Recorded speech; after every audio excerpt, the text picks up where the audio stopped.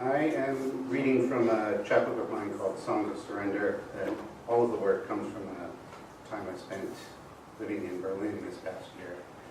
It's all sort of related to being in Berlin in some way. That's all I'll say. Brittle while.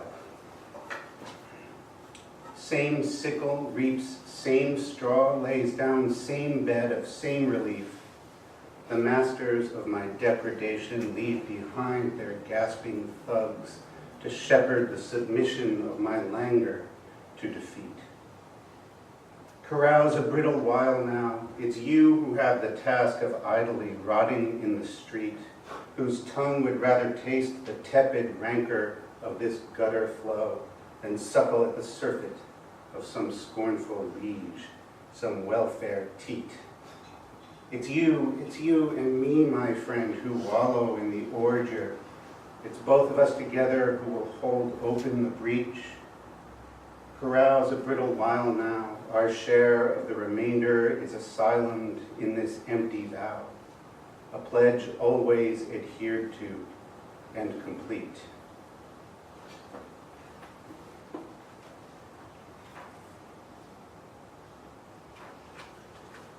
This is called Keepsake. Spit on the penance, the purloined reprisal awaits you. The wolf with no teeth will chew with his eyes before feeding. Carry the keepsake of vengeance within every sinew.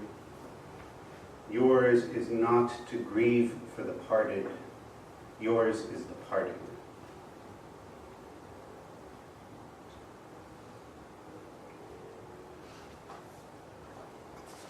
This next one is called Hatching Marrow. It's for Basil Bunting. Anybody cares about Basil Bunting here? You are no longer able to ration your gratis disease for a hatchet. The glitter of frost on the edge of a breath, for the brine of a pouch, of a moistening socket, corrupted by harrow and seed. How fitting that we are not driven to gainsay the fear of return, of an end to submission, as though at the pervious cusp of a seal, of a luminous pitch, of an infinite advent. That this horde of indices posed as a creed seems a promise to witness the voodoo reveal of a native conceit, of your native conceit. Hatching marrow, the gloss, shunt to glossa, the hatchet to wit.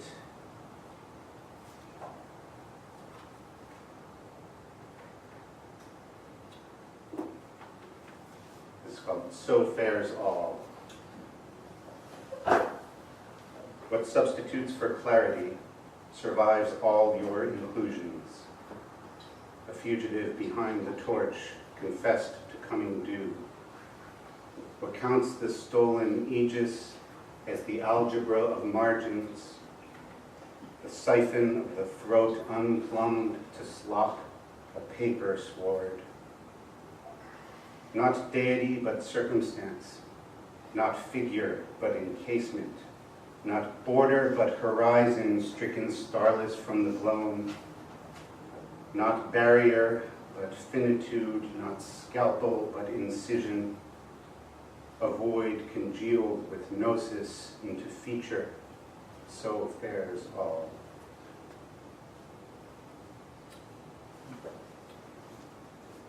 The next piece is the title poem of the collection, which is sort of 7 short poems.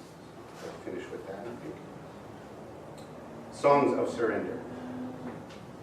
1. What begins a conviction will end with a bullet. This is our privilege. We keep it by muscling out of the plumage, the scurvy of order, our final adornment, as fragile and fleeting as roots in the lime. I am loved by the flames, but the ash cannot stand me. And this, can you hear it? The bullet is nigh. 2. Distance effervesces from the alien in the mirror. We imagined this in unison, but live it as an aggregate of unrelated singulars. Look, it's where they came for you. Stripped the rust from every hilltop, pulled the string from every finger. No oceans rise, no border stalls the enemy at the table. It's not the ends that hollow out our words, but the beginnings. 3. The buildings are tilled by the edges of windows, spilling, consuming the basilisk rails. We carry the boulevards out of necessity because they can't carry themselves. Put your hand on my throat. This is the custom. Break the skin if you must, I won't make a sound. The ranks will assemble, the fields will adopt them, and silt up with gutters, a place to call ours. 4. What can in the slough, in the scale of the tracery, the sluice and the slant of projectiles mean to the one forced to suffer the singular puncture plucked from impassable air? What does in the face of this shunting between, the face and the scale of this flailing surrender, the slaughter of every last partisan gleaned for the conquering vagabond, gorged on the savor of vengeance, then malice, then sated despair?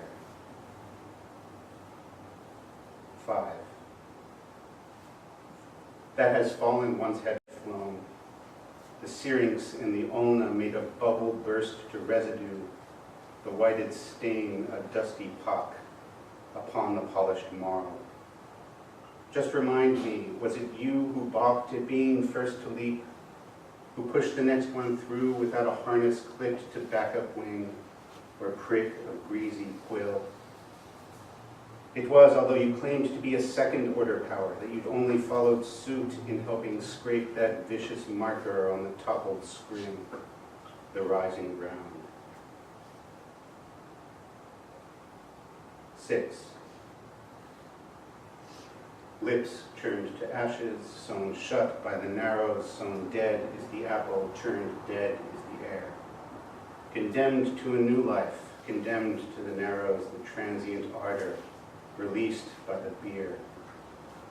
To reveal your degrees in the crepe of the runnel, to be clothed in the fist, as the evening lays bare what you've taken to augur the vista of gutters, the apple, the absence, the hope of return. 7. This mutiny against the plotting, one time, once against the plotting, mustered to the nervous cry of mutinously easy lucre, eyes sewn into nervous clutches, mouths sewn into mewling gluts. To give in, to concede to the departure while it's still departing, nervous shadow ripped from shadow, blossomed axe and ash unsharped. To give in, that's the final ticket, once and final chance to make a forfeiture from mewling lucre, easy gush from slobbered gulch, to plot the run of shattered prospects, ash unstuffed from knuckled sockets, prostrate in some flimsy sinkhole, voided of its flimsy sink.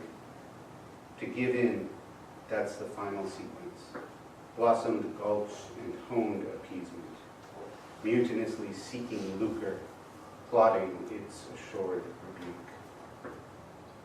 Thank you.